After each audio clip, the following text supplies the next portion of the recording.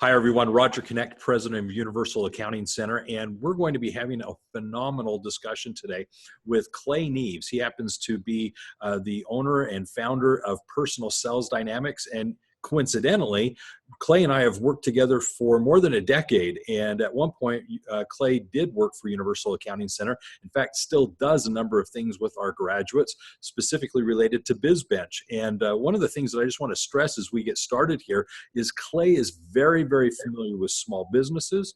He is intimately aware of the challenges that accounting professionals face as they start and build their firms. And one of the things that I think Clay is very good at is sales. And so this is going to be an excellent discussion of how it is you can better basically present your services in such a way as to get new clients, get new engagements with business owners. So what we're going to be talking about is essentially the scary topic that a lot of people really struggle with in business, sometimes accounting professionals, which is sales. So first of all, Clay, thank you for taking the time to do this, and I'm looking forward to the discussion. Oh, Roger, I love to work with you, and if there's anybody I'd do this for, it would be you and my beloved Universal Accounting students.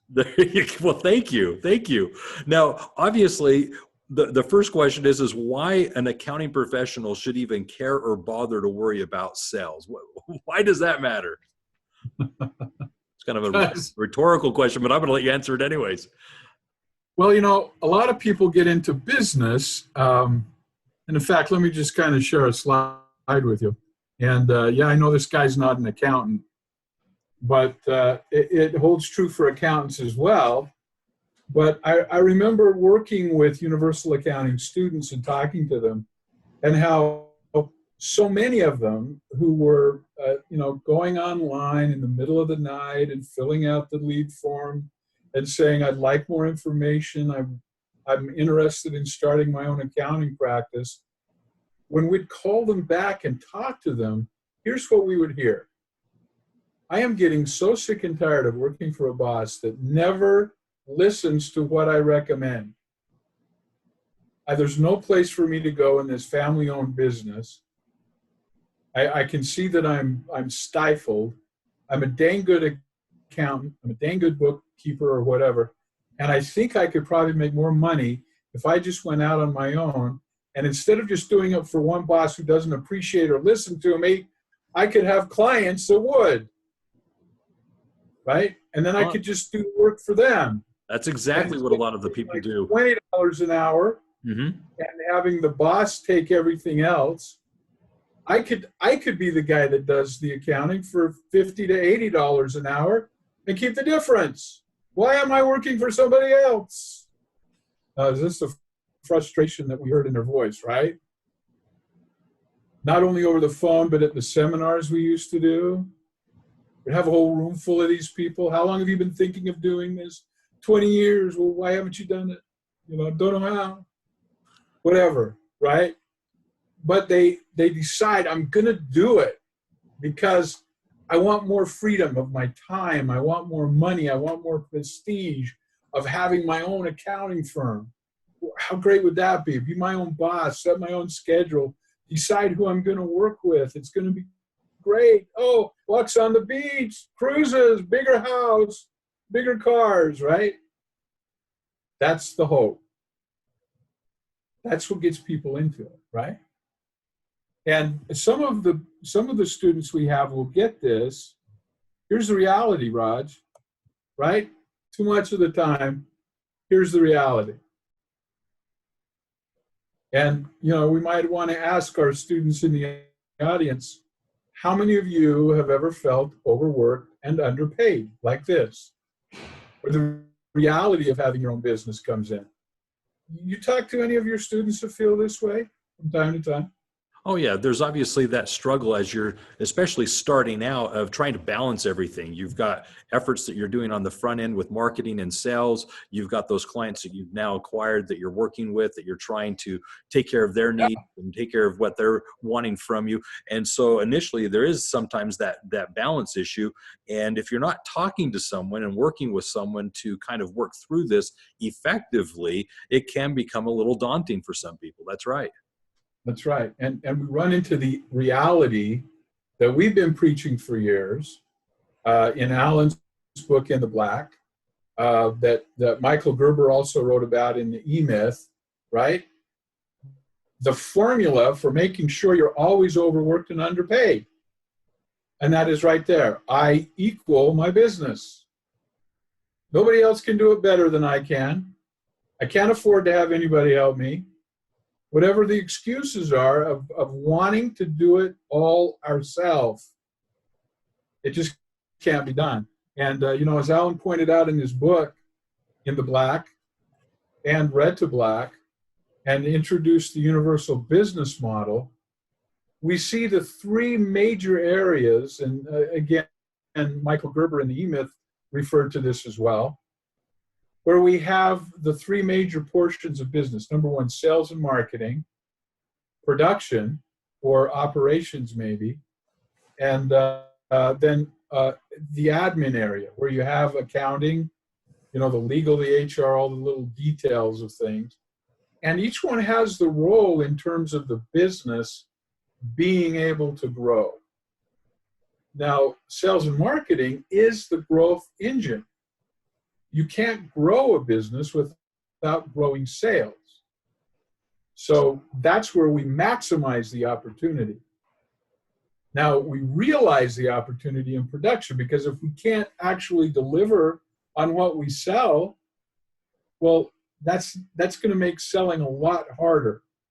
The better we deliver, the easier sales are going to be. Well, the beauty of it becomes getting the engagement that stays. It's the lifetime value of the client. And what we want to do is get to the point where through production, we're efficiently doing the work that we're profitable. And so I really see, there becomes this switch where you're going from a lot of your time and energy is into marketing to where production starts to become more of the time, because that's what you're doing is working with clients at that point. Right. And now some of our students, unlike a lot of my other business clients who don't come from an accounting background, they may also be able to handle some of the accounting. And in fact, the cool thing about the accounting model is the production and the admin area, you're doing the same thing. It's just that you're doing it in the admin area for your own firm. You're doing it in the production area for your clients. It's the same skill set, in other words. Yeah. And so accounting professionals are actually better positioned than a lot of clients I have, where the only thing that they really know how to do well, world class, is the production part. Yeah, what you're describing is the fact that if you're doing bookkeeping for your clients, you can do your own bookkeeping. If you're doing the accounting for clients, you can do your own accounting. If you're doing taxes for your own clients, you can do your taxes. If you're doing payroll for your clients, you can do your own payroll. So the beauty of it is you've got one less ball in the air that you're juggling as a business owner, because your production is also something that you're able to do for yourself. Exactly. Now, there are arguments to be made that you may want somebody else to do the accounting for you, just checks and balances, but for the most part, you're an expert in both of those areas. Agreed. Okay. So that really puts accounting professionals, in terms of starting their own firm, ahead of the curve. But well, I think, Clay, that's one of the big reasons why when you look at businesses, the best businesses to own and operate from home, the best businesses to start and build, accounting is within the top 10, if not top 5 traditionally. And I think this is one of the big reasons for it, is the fact that 2 of the 3 main elements of the business success, the business owner is actually doing. As an accounting professional, it's both the production you're providing for your clients as a service, and it's the same thing you're able to do for yourself. And you're an expert in both of those areas. So I think that's one of the big reasons why it continually falls into that list. Exactly.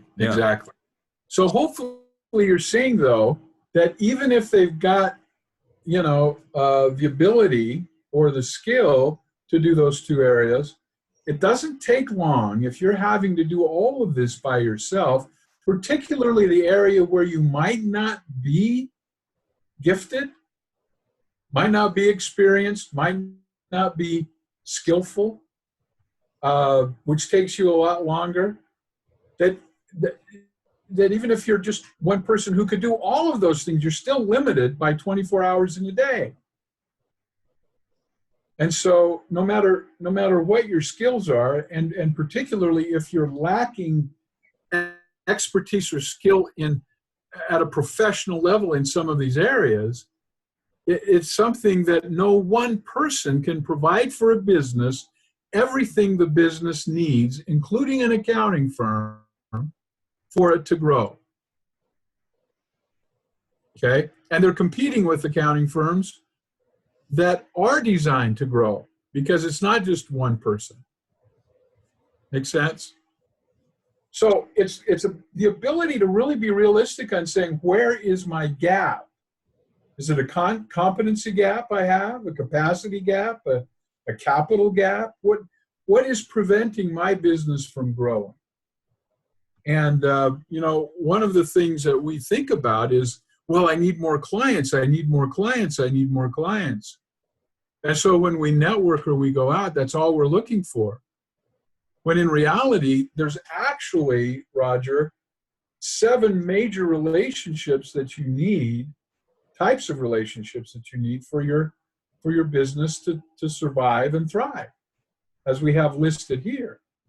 And the funny thing about it is, selling isn't just about bringing on new customers and clients. It's about bringing on, organizing, and getting an agreement on value for value transactions in each one of these relationships.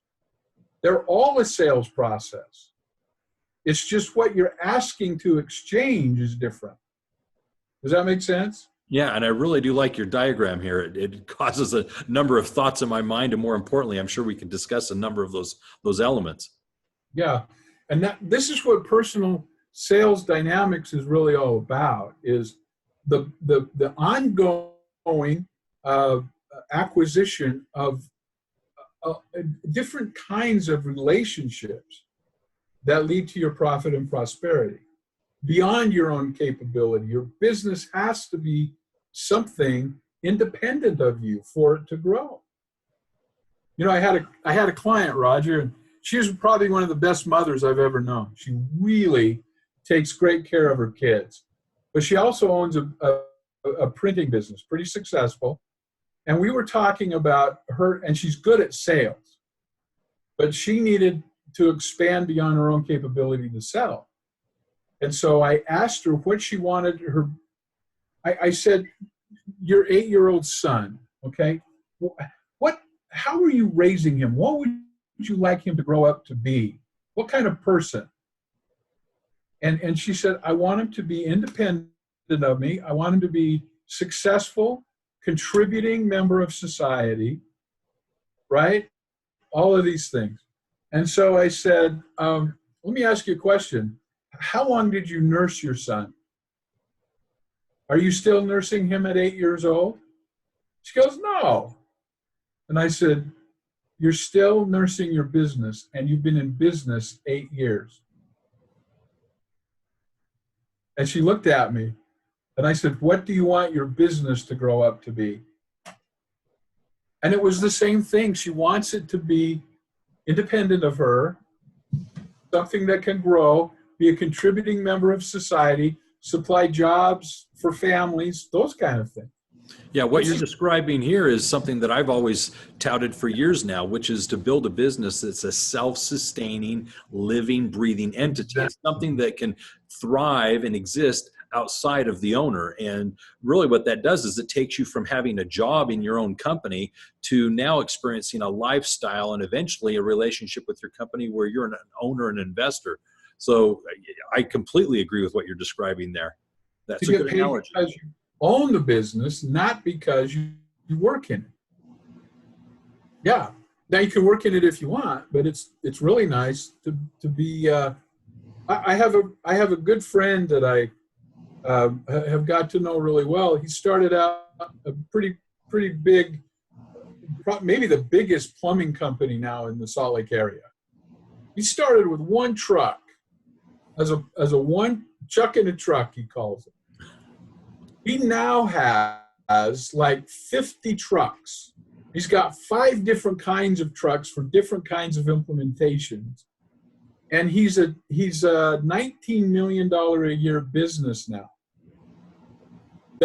Doesn't work in the business at all, but it still pays him enough to build an amazing castle up in the foothills of Bountiful, just north here of Salt Lake City. I think he's in Cabo this week with his wife, and he's basically now spending his time teaching other business owners how to do what he did, to duplicate and grow his business, And he's moved from having a job in his company to being an owner. Exactly. Yeah. And it paid very well, and his wife is very happy about it, But he maybe works 2 hours, 3 hours. He's chairman of the board, so he oversees things, but he's got everybody else doing the work. And Roger, we were absolutely blessed to work with a man named Alan Bostrom, who taught me this principle of being able to find and groom people that he could trust to solve the problem and teach us how to work together so that each area of the business was interdependent, and we were managing the profitability, and all he was managing was us. Was that great? I don't know if you enjoyed the experience, but amazing experience. I just thank the Lord every day I had that experience to work with you and to work with Alan, especially for the 11 years I was at Universal. It's great. So anyway, if you're wanting to grow an accounting practice, there's going to be 3 constraints. Number 1, you'll never grow your accounting practice beyond your capability to profitably generate qualified prospects. Okay? Profitably. The second is like unto it. Once you have these prospects coming in, your ability to convert them to revenue is your second constraint. You'll never grow your business beyond your ability to do that, assuming you have the first constraint taken care of. Then thirdly, the third constraint to growing your business is the profitable fulfillment of the sales promise, or actually doing the accounting work for your clients in a profitable way. Now, a lot of people don't think of that third way as a sales issue, but it is. How many accounting practices run into constraints because one person is finding a client or two, then having to onboard them, do the work, and running out of time to do any more sales, right? Because they're too busy doing the back-end work, and then sales drops off, and then they're in trouble, and they have to maybe hire somebody to help them with the work then so that they can go out and bring more clients in. So the way this is very relatable for me, and one of the things that I see regularly, is that first issue of generating qualified prospects. There are a lot of people out there that would like to have more leads. It's the marketing. How do you go out there and generate interest in the services that you offer?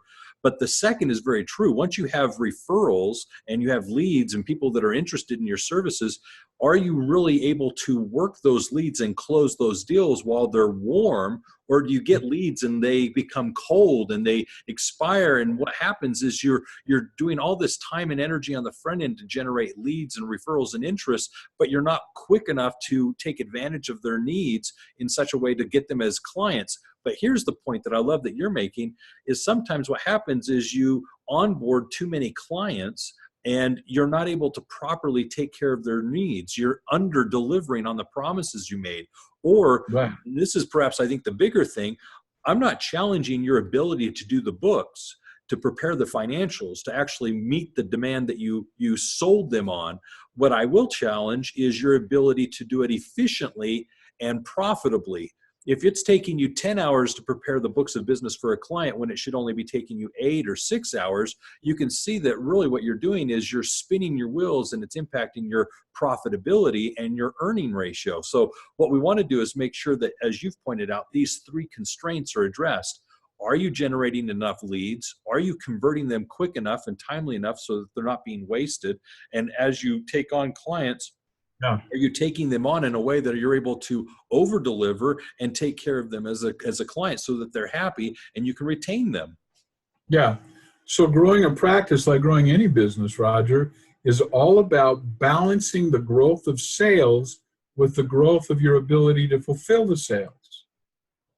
So as you grow the sales, make sure that you're growing your capacity to fulfill. And that doesn't even mean bringing on full-time people. It could mean outsourcing to the Philippines. I've got several really great sources, and accounting is accounting wherever you go.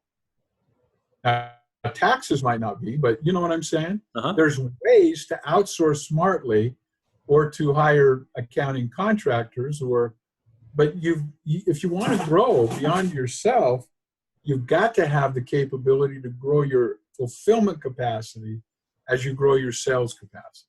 Yeah, what I hear you describing is a business model that is duplicatable and a business model that enables growth. And one of the things that I think some people are challenged by is as they start as a solo entrepreneur, they don't know when it is to know when to hire another bookkeeper, let's say, or what are those trigger or milestones that say, okay, you're coming up to that next level. And so a very good business model helps you manage that growth intelligently. So it's not an emotional decision. It's more deliberate. Well, we found, Roger, over the years, haven't we, that in your own accounting firm, a sole proprietor can usually handle up to about 20 clients comfortably. Yep, 15 to 20 clients, bookkeeping clients. That's right. So when you start to approach 12 or 13 clients, you should start the search at that point for more talent to help you. Because what you don't want to have happen is that you paint yourself into a full-time corner just fulfilling, and then you run out of people to sell. Now, if you retain clients, that might be all right. I mean, a 20-client accounting firm is fine. But why would you not grow it beyond that? If you could, why would you not start making money off of other people's work? It's the same thing that you were complaining about when you were an employee for somebody else, that they were making the margin and not you. Well, now you got into the business for yourself and they're not making that margin anymore.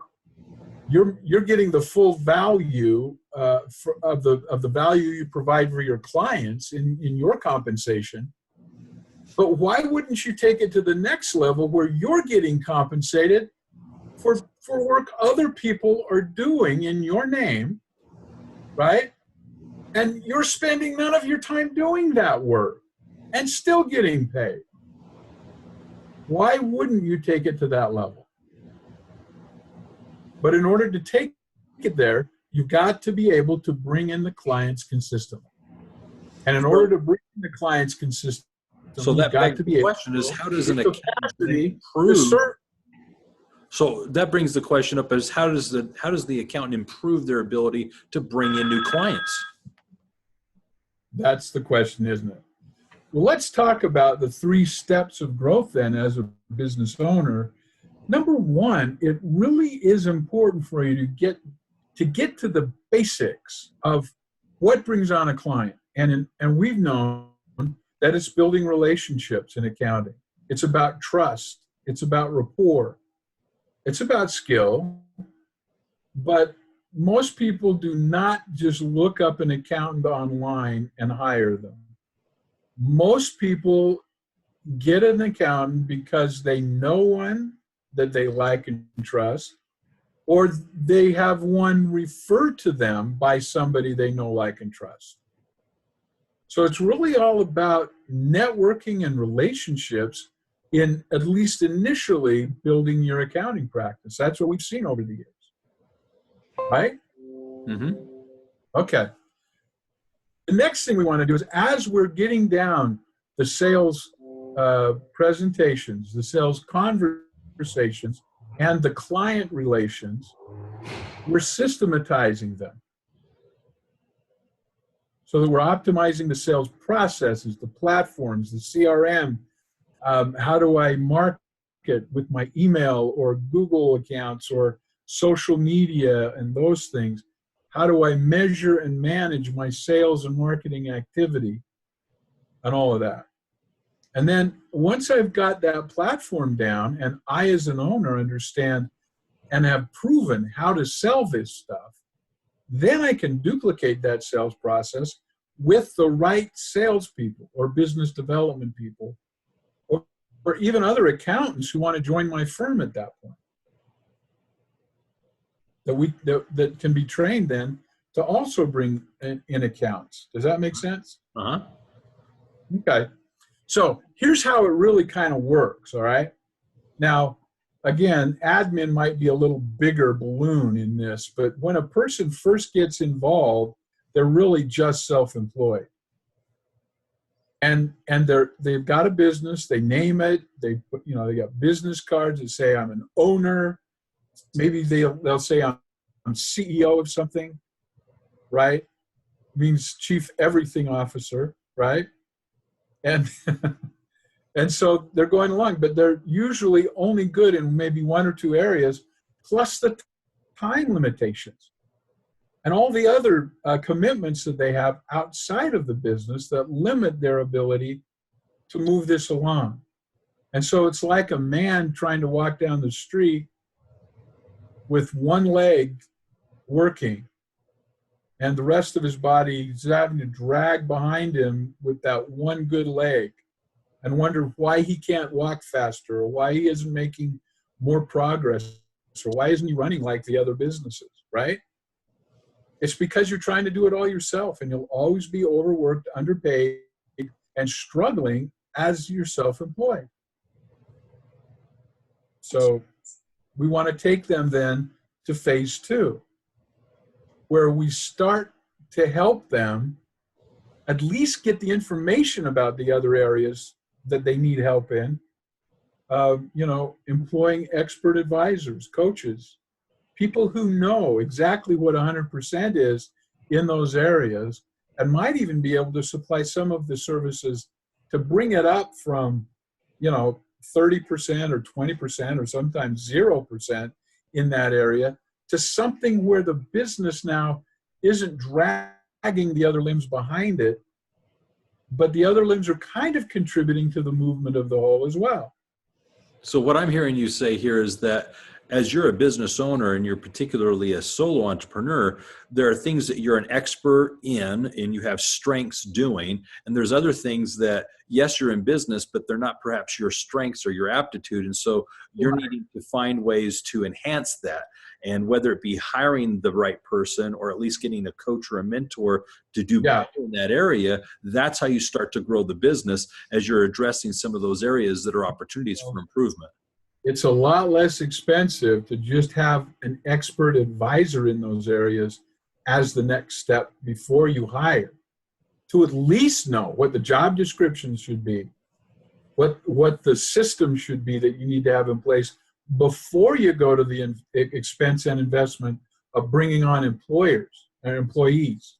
And I would agree that it's also important to understand what expectations you could have of a role you're not familiar with.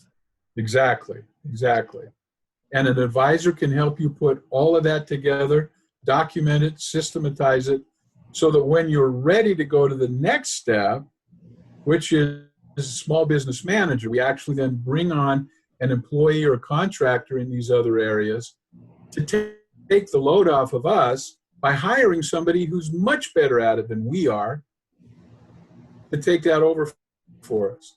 And honestly, us up to focus on what we do best and contribute most to the value, the growth, the profitability of the company. Yeah, and I honestly think there's two things going on here. One is, admittedly, as you're finding all those things that have to be done in a day, it's the things that you enjoy most that you do, and the other things get neglected.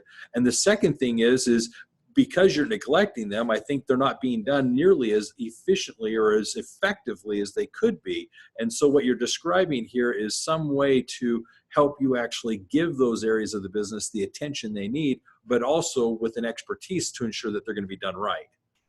Right, right. And then you get to the point where we call it our phase 4, which is the operational owner, okay? Where now we have maybe the owner still managing the production area. He's got other employees there now, and he's got other managers in the other areas that are also maybe 100%. But just to make sure everything is good, it's still an amazing investment to get expert advisors in there who can still, just as a check and balance, give good ideas. You know, we had several come in that Alan retained for us in the different areas, that even though we were very good at what we did, the expert advice was sometimes a plus that made a lot of difference. Mm-hmm. So, you know, I'm not eliminating, but you see they're taking a smaller and smaller role as the growth takes place internally, the expert advisors. Okay. And so with us, it was like, you know, you were over one sales channel, I was over another sales channel. We had the production area, but, you know, we had full responsibility and full accountability, stewardship over profitability in our various departments, right? Mm-hmm. And so this phase 4 is an important step, but it's not where you want to end up. Where you want to end up is phase 5, where you're truly the owner and CEO. And this is where I saw Alan take us as a company, where we had the several, you know, vice presidents where we would meet. Alan would be the owner CEO, and he would be working with us to work with each other and within our departments to drive profitability. Yeah, it's that synergy that then enables those orbs to come together, which increases the overlap, which is hence the profit. Exactly. And he was a master at that, managing us and helping us manage together so that, you know, we had accounting solving some of our problems. We had production solving some of accounting's problem, or we were solving some of production's problems, or at least contributing to the solutions, because it's all about sales in a business. So this is where we want to take people. But again, you can't get here without overcoming those 3 areas of capacity constraint. How do you bring in all of the qualified leads that you need to grow profitably? How do you profitably convert them to paying customers and clients and repeat business? And how do you profitably fulfill the sales promise and increase your capacity to do so as your sales grow? That makes sense? Yes. So there's a lot of strategery to this, as George W. Bush would say. So obviously, one of the things that I think everyone starts with is at the very beginning with marketing. How do you generate enough interest and leads? And then secondly, how do you then sell and basically convert those interests into engagements? And then ultimately, it's how you produce and take care of those clients that you have, so that you experience that lifetime value of 7 or more years working with the client. So yeah, I like where you're going with this. So I think it begs the question of, is there something we need to be talking about as to, first of all, marketing to generate more leads? Well, to start off with, if anybody's just starting their accounting practice, the best and most effective way of bringing on clients initially, I believe, is personal networking. At least until you start getting clients that maybe you're up to that 12, 13, 14, 15 area. And as you get better on bringing them on, the greatest thing about the accounting practice model is if you're going for monthly write-up, you can bring a client on and he will continue to pay you month after month after month after month. So every client represents a new individual revenue stream that you don't have to replace with another sale next month if you can retain them. So retention becomes a key strategy. And that's what makes it easier to grow an accounting practice than virtually, a lot of other business models. It's a wonderful business model for growth. Yeah, there comes a point where I think you pivot from doing new client acquisition efforts to more client retention type efforts. And then I think also what you're going to be doing with a more established firm is how do you take and increase the average revenue per client by either providing additional services and so forth, so as to take what you're currently doing and grow it, as opposed to always having to go out and get new clients. Now, it's not to say you ever turn off that spigot of marketing and sales, but you become less and less so needing of it that you're able to now get that balance. So that's really good. So here's my next question. Yeah, the key is to that. The key is that with the accounting practice model, okay, new sales represent the growth, not just the income stream you need every month to keep the doors open. You see what I mean? Because the retention is doing that. And so there's 3 dimensions to this that grow it more exponentially, where you do have new clients coming in, but you're also working with your previous clients, not only to retain them, but to get new business from them and referrals from them actively. Does that make sense? Yeah, all of a sudden your current client base actually becomes part of your marketing because of the referrals they're generating for you. Yep. Yeah, I like that. All right, so let's talk about sales then. How does someone as an accountant get the sales training, the sales experience, the sales confidence they need to take the leads they're generating and turning them into engagements? It's surprising to me, Roger, that, accounting professionals would never consider that a business owner should be casual or haphazard or flippant or, underestimate or unsystematic about their accounting and keeping track of what the business is doing. I think all of the accounting professionals would say, no, you've got to be meticulous about that, right? And yet, not just accountants, but all kinds of business owners I've thought of that are meticulous in the production area are very casual and haphazard about selling. They don't have a system to it. They just go out and talk to people, which of course is better than not talking to people, right? At least they're doing something, but they don't measure how much of it they do. They don't really keep track or understand what to say. There's no consistency in presentation. They're just kind of saying whatever comes off the top of their head. And they're not treating it like a business, the sales side of things. Okay? So let's talk about making that a system too. Okay. Oh, we got to expand profit there first. Okay. So we want to change this model of I equal my business. The goal, Roger, is to get us to this formula. All right. Okay.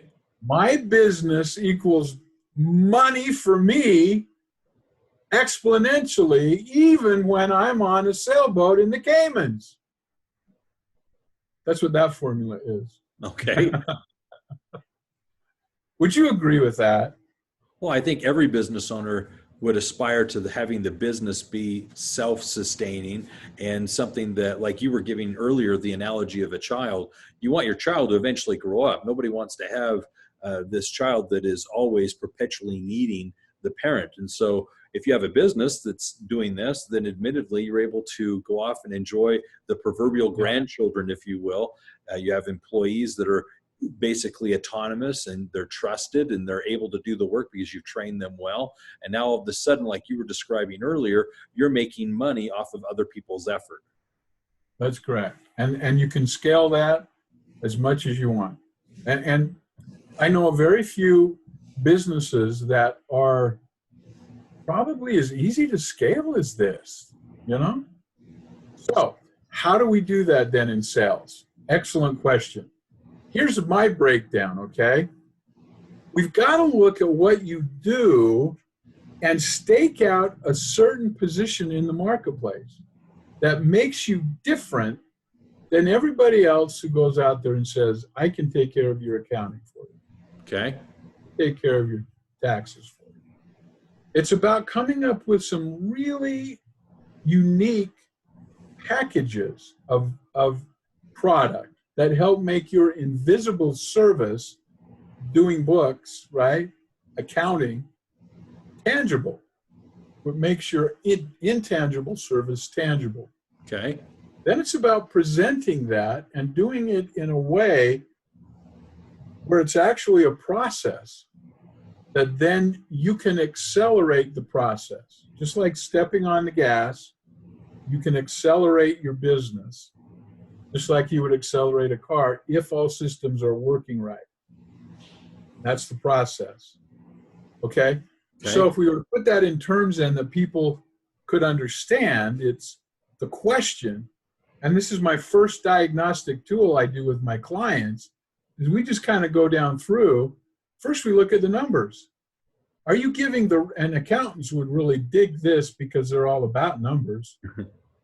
Are you giving the right number of the right conversations to the right people at the right time, in the right way, with the right solution for the right problem, and making the right terms that will fit into their budget to move forward? Well, I would ask the question of knowing that or believing you're doing all that, believing that you're actually doing these things effectively. What I think every accountant would appreciate is, so are you doing the numbers? Are you quantifying and tracking them to know if I were to have 10 more conversations, would that mean I would get one more client? If that's the ratio, then I know I need to go find 10 more businesses that I need to be able to offer my services to. So yeah, it's making the business now a quantifiable business that's fun to manage for the accountant because it's back to the numbers again. Yeah. And we've learned, Roger, over the years of managing it at Universal and other places that we've managed, I do it now with my clients, is that there's two aspects of that analysis. Number one, and first, I mean, how many times do we have this drummed into our head? The first thing you do, to the numbers. Let's look at the numbers. And it's the quantitative analysis first. And that tells us where the problem is, right? Maybe even when it is. Doesn't necessarily tell us what the problem is or why. But then we take what we've learned in quantitative analysis and do the qualitative analysis. So the right number helps us understand the quantitative aspects of it, but then there's qualitative aspects to each one of these as well as quantitative. Yeah. Like we listen to the conversations. What are the reactions? Where's it sticking? Does that make sense? Uh-huh. What do we say that gets it to go smooth through there and relieve the barriers? Well, when it comes to marketing and sales, you're just basically describing, when you look at your current clients, what were those things that drew them originally to your services? What are those phrases, those features, those benefits that we can then emphasize more in the marketing and selling so that we can generate higher conversion rates? Right. Yeah. And so this is kind of what we do with training, and the sales training is to make sure that we're optimizing your sales presentations, your sales conversations, and your client relations. Okay. All with what you say and how you say it and who you say it to. Make sense? Uh-huh. So that's kind of what we look at. It's about understanding how to speak relevance to your clients. and how to go in and talk to them about what they want to talk about, not about what we want to talk about. If Gotcha. they want to talk about their business and we get them talking about themselves, and their business, they'll tell us the things that we need to know based on the questions we learn how to ask that will help us when they turn to us and say, what would you recommend? That when we do advise them, we do consult with them on how we can solve their problem, we know exactly what to say, how to say it in ways that sticks it in what I call the zone of relevance. That's where sales take place. If you're not in there, you're not really selling, you're boring. You're turning them off, you're pushing them away. And when we come in to sell situations as accountants or a business owner, and we just flat out start talking about us and our business without really understanding where that zone of relevance is, it's like we're shooting a shotgun from 100 yards away trying to hit a target. And, that's what we have to find out is what's in their head. The value of what we do exists only in the minds of our clients. Yeah, what you're describing here is the fact that when you're offering your product and services, you need to be using a vocabulary that they can understand.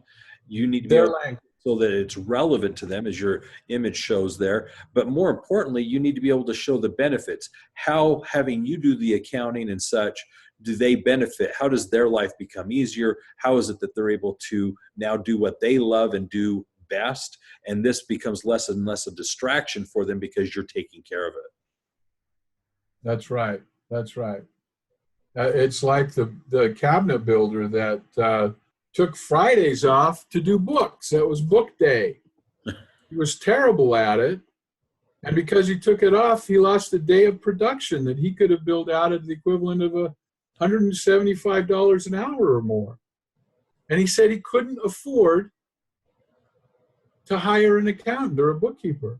And something that's to that story, because I'm familiar with that same example, the owner presumed because it took them the 8 hours to do the accounting, that it would take an accountant 8 hours to do the same accounting. And so in their mind, they were figuring, well, if an accountant charges this much per hour and it takes me 8 hours to do it, it's going to take them 8 hours to do it.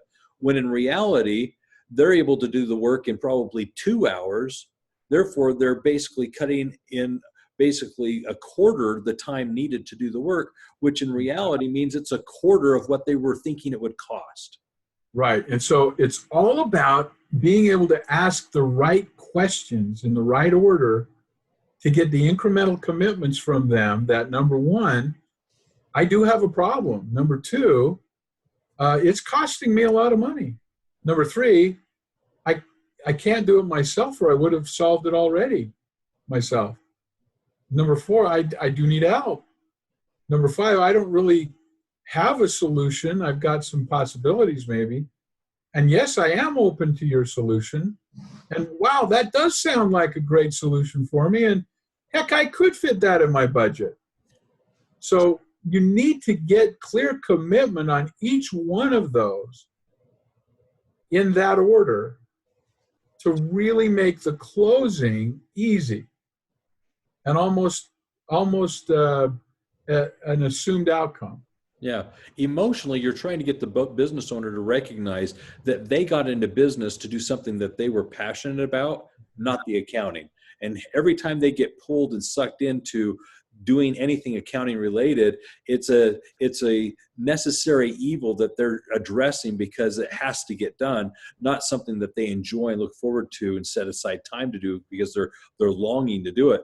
What we're trying to do now is give them the permission to go do what they love and enjoy by allowing us, the accountant, to do the work that we're better at and eliminate all the errors and so forth, giving them the peace of mind they need to go do what they love and enjoy and are best at, but more importantly, get paid well to do themselves, allowing them to afford your services. Exactly. Yeah. So when we say personal sales dynamics, there's really two parts to it that I think are really cool. The first is the personal part. That's the rapport building. That's the conversation skills, the ability to ask the questions that draw them in, to build trust, to be able to talk relevance to them. The next part of it is the dynamics, okay? That's the systems of it. Okay. And so we work with people on this aspect too. Once we get them really able to be confident on what to consistently say in ways where they can consistently predict that a certain number of people they say it to will become clients. And at that point, selling is not scary anymore. It's fun. Okay, but we have to look at how we're doing this so that we're consistently getting people to come out of that pool of people that weren't ready to go with us at the time, and we're able to incubate them with other marketing systems so that when the time comes where they're sick of doing it themselves, or their business grows and they don't have time to do it themselves, or their accountant dies, or whatever, and their needs accelerated to the point where now they need us, we're keeping top of mind with email, social media, and whatever, incubating them. So when the need arises, they self-qualify and come to us. And so your system should also be generating leads for you. And the more you're able to get out and network, and the more you're able to put people into your incubation system, the more this will grow, and the more you'll be having consistently come out every month when they're ready. Yeah. And that's the system we coach on as well. Putting the CRM in place, getting the automated processes in place where they don't have to spend hardly any of their time, saving their premium one-to-one contact and time for those who are highly prepared to become clients anyway. Okay. To get them closed, to get them on board. And it all starts with the client base. These are people that have made that decision to come on board because they know you, like you, trust you. There was something about you that made them pick you over any other alternative. That made them pick spending money on getting accounting done over every other alternative use of that same money. And we must know why they did that. And there are scripts that we can in tune.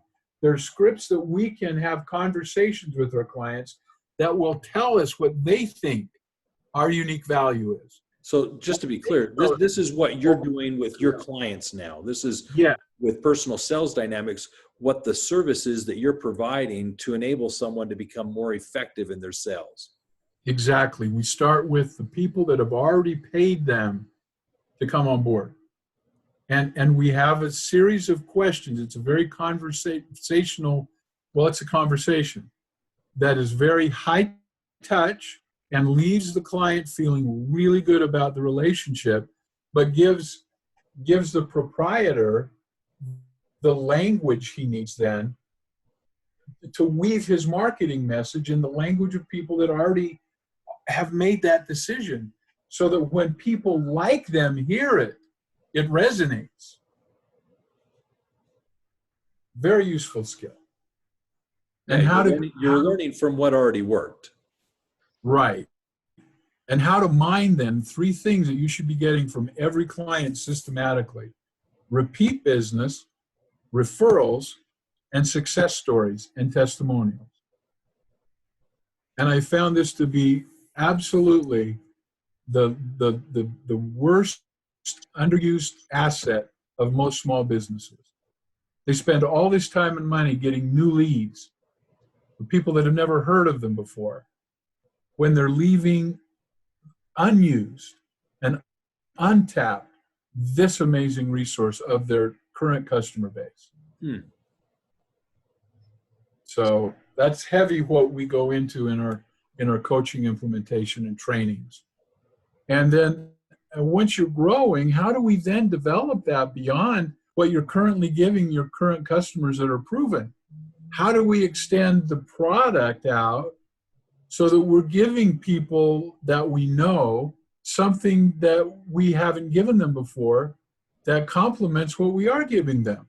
They already know us. They already trust us. That barrier is very easy to overcome if we can determine what else we can sell them that they would buy from us. Likewise, how do we extend into new markets and market extension and development? By taking what we do and moving it into new populations. You know, there was a lot of things that we did at Universal in terms of moving into a new product with our tax program that we brought on board so many years ago. And doing more than just the PB certification program. And we took that not only to the same people that took our PB and selling it as a 1-2 punch, but we took it directly to tax professionals who weren't doing accounting as a standalone in terms of market development. And the same with our QuickBooks product development, right? Our QuickBooks certification. And now look what you're doing, Roger, with all of these other great things, Value Builder, Color Accounting, and all of the other products now that you're adding to your line, and being able to take that into new markets with Value Builder, for example, straight to the small business market. They may not even be accountants. So this is some other strategies that we'll teach. But it all comes down to, over the course of the implementation, okay, continually testing new things, new ways to say it, to getting something down and getting it systematized so that you're getting it, once it's validated, duplicated, and then out there and accelerated in terms of growth and scaling. So this is the evolution that someone goes on as they're growing their business. Exactly. Okay. Exactly. But it all comes down to being able to say the right thing the right number of times to the right people in the right way. I said the right time already, didn't I? The right time. Anyway, about the right problem, the right solution to the right problem at the right terms.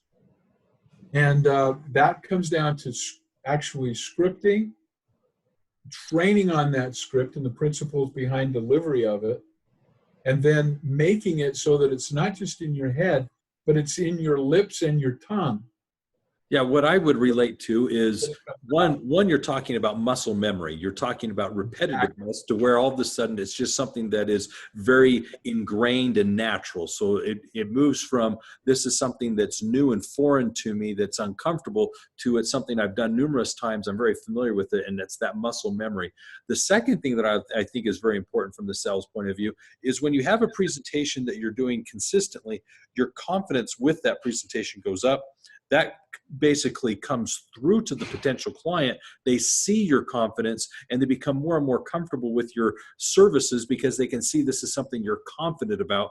But the last thing I'd point out is, as you're saying the right thing to the right people at the right time in the right way, what you're doing is you're getting to the point now where as you're delivering your message, whether you choose to do so with a PowerPoint presentation or flip charts, all of a sudden the consistency of it, it enables you to then test things.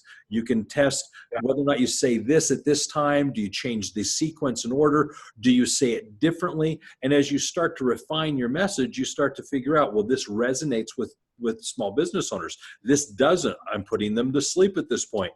This is something that really is powerful. Every time I bring it up, they want to talk about it more.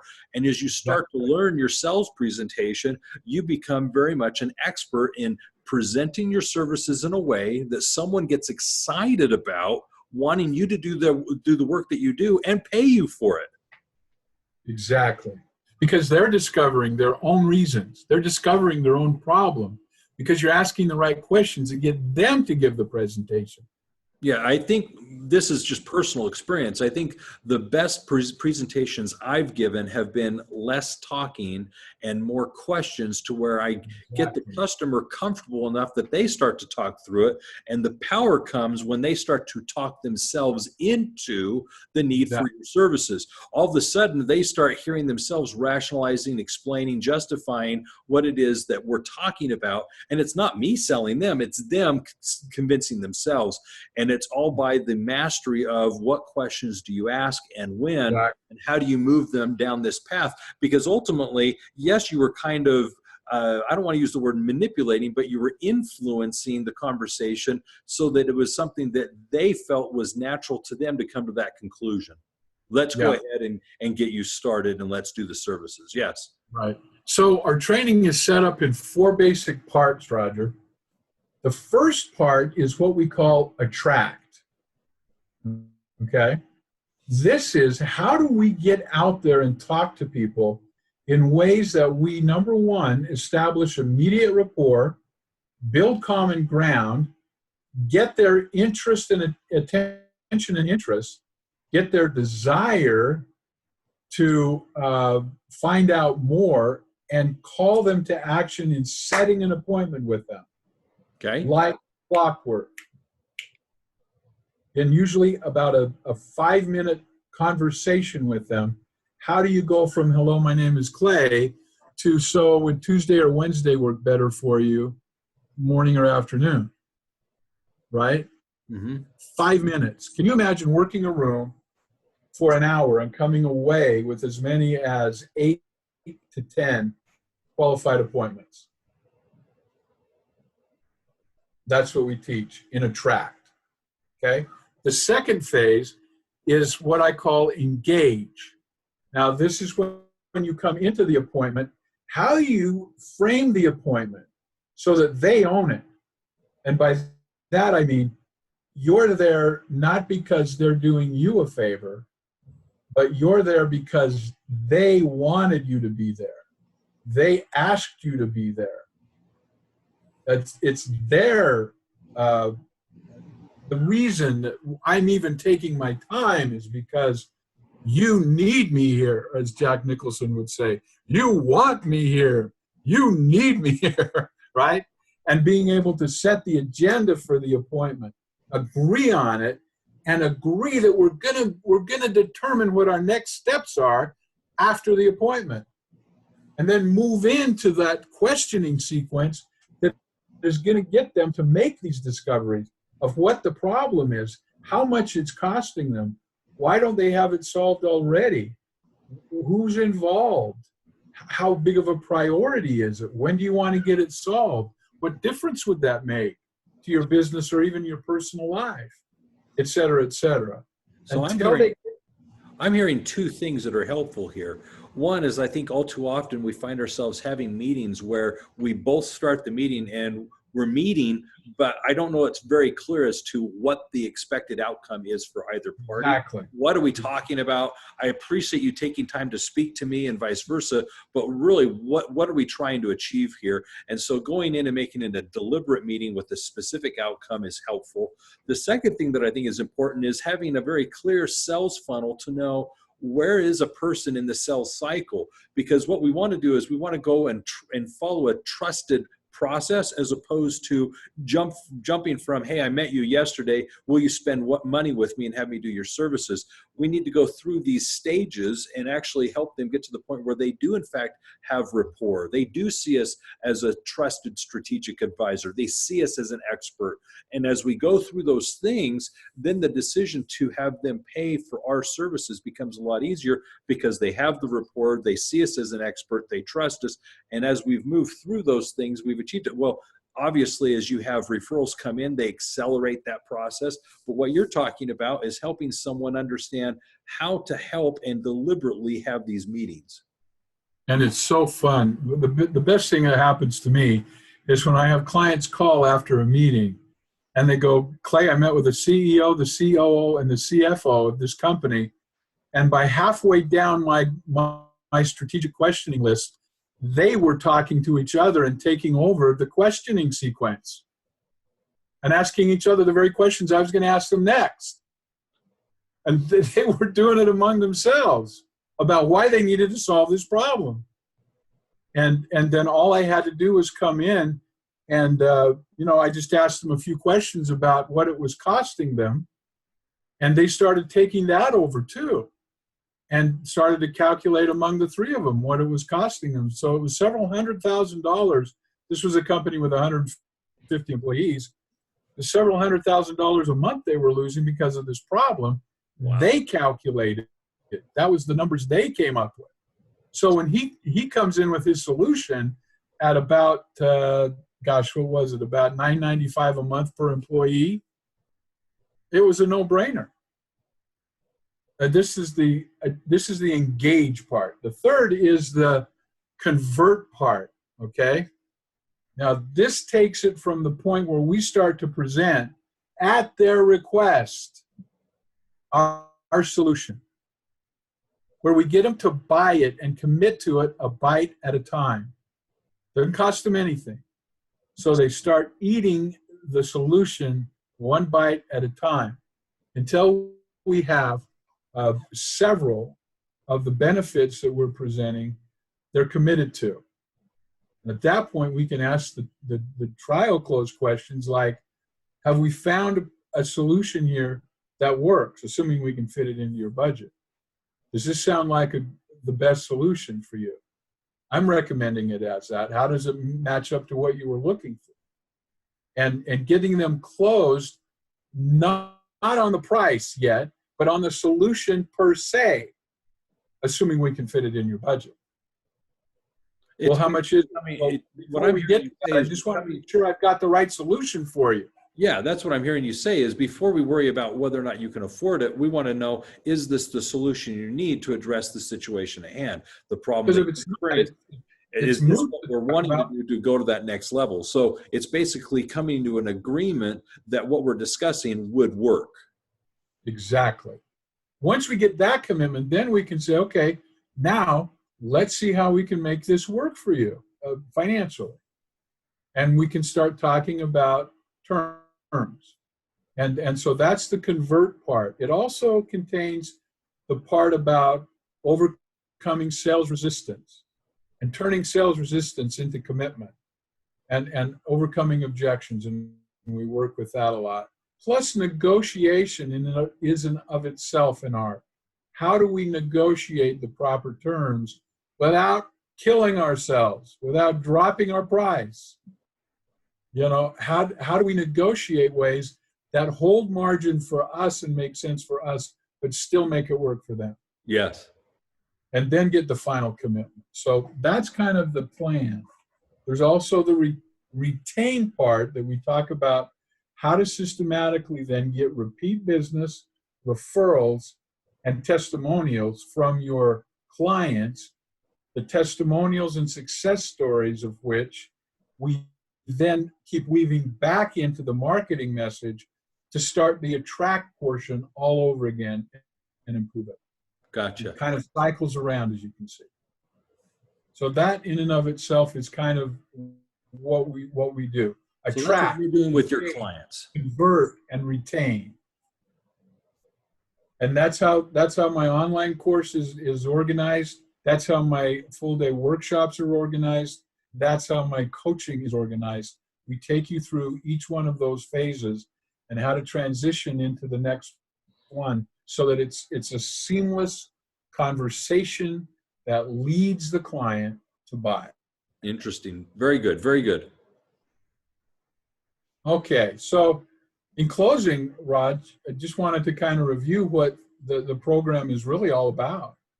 And number one, the problem with sales training is that, a lot of people can take sales training. I can read a book on sales training and I'll catch some intellectual understanding of it. I'll know what the book says. But then when I get on the phone and I'm actually talking with a new prospect, I'll go right back to my old habits. Because in the end, when you're in the heat of battle in sales, you do what you habitually do. Right? Mm-hmm. So we want to do more than train. We want to, what I call, habituate the system. The conversations, the input, the systems, everything.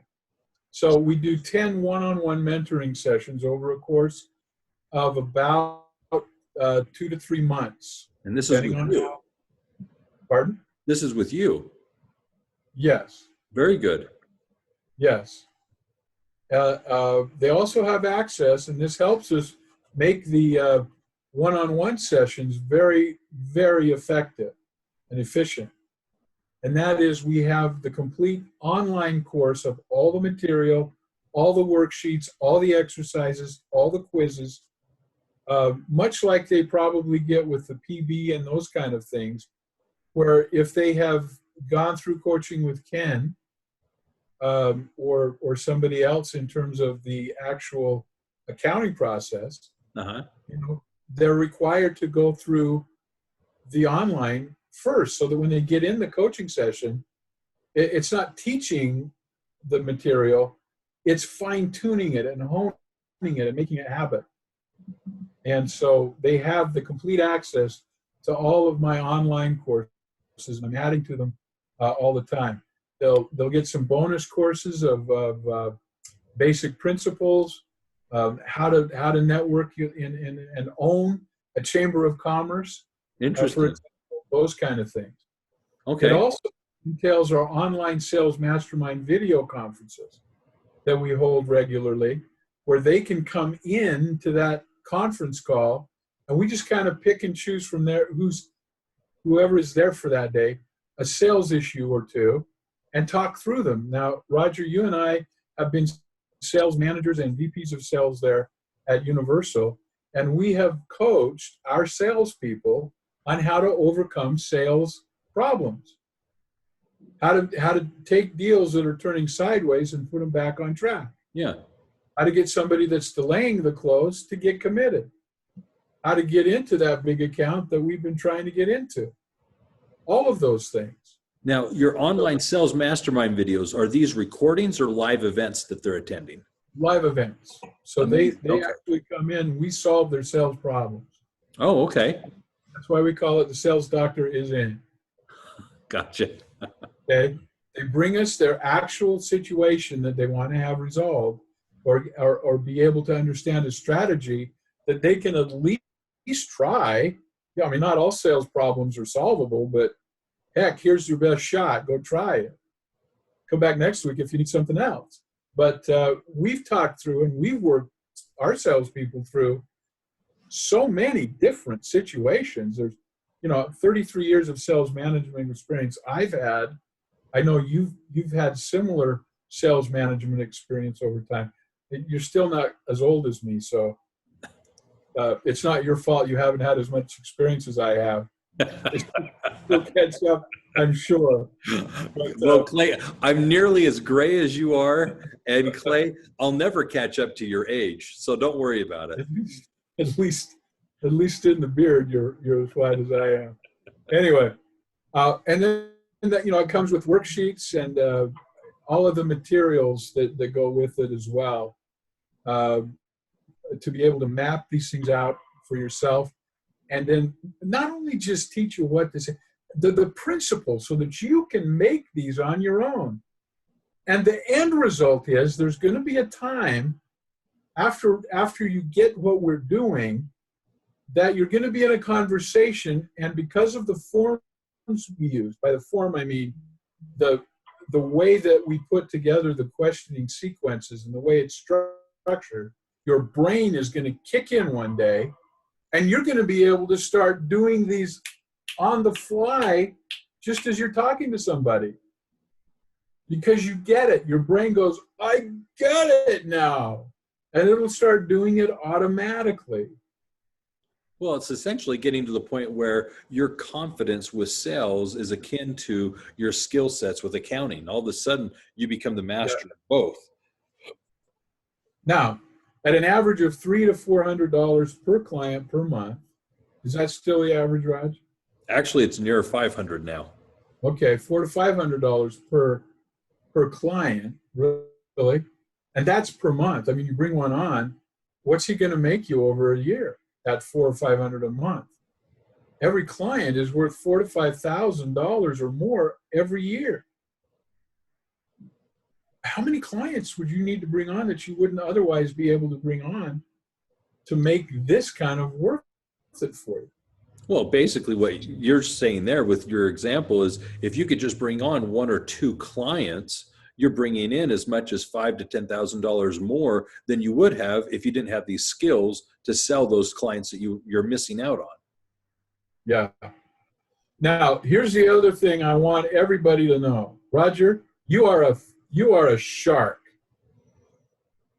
I got to tell you, nobody else in the world could intimidate me like you do to bring down my prices to the point where, like, you were whining and crying about, oh, it's got to fit into our pricing structure, right? What the heck? That's right. I knew it was a losing battle for me, so I just gave up. What the heck?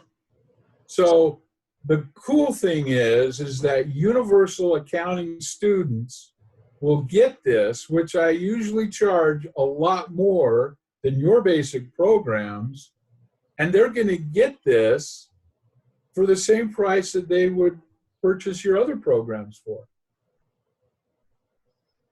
Now, I don't know, call me crazy.